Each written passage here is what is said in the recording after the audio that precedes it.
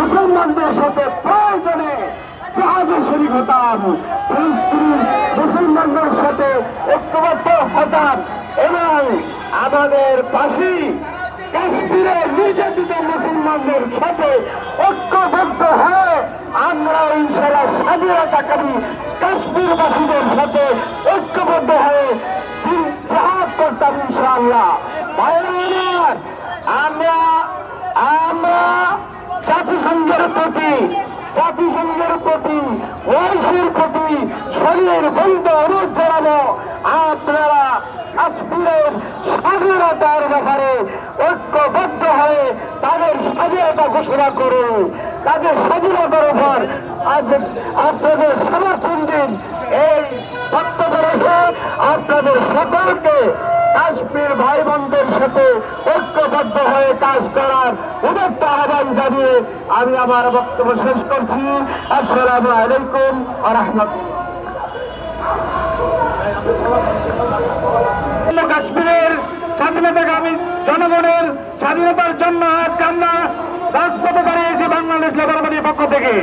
সম্মানিত উপস্থিতি, আজকের এই মানববন্ধনে উপস্থিত রয়েছেন লেবার পার্টির সম্মানিত চেয়ারম্যান, বারবার কারা নির্যাতিত নেতা, জাতীয় নেতা ডক্টর মুস্তাফিজুর রহমান ইরান। আমাদের মধ্যে উপস্থিত রয়েছেন লেবার পার্টির সম্মানিত ভাইস চেয়ারম্যান, সুপ্রিম কোর্টের আইনজীবী অ্যাডভোকেট চৌরাগতন জয়। উপস্থিত আছেন লেবার পার্টির ভারপ্রাপ্ত মহাসচিব খন্দকার মিরাজুল ইসলাম মিরাজ, লেবার পার্টির কেন্দ্রীয় নেতা জমির হোসেন সহ লেবার পার্টির মহানগরের নেতৃবৃন্দ, জাতীয় পর্যায়ের নেতৃবৃন্দ।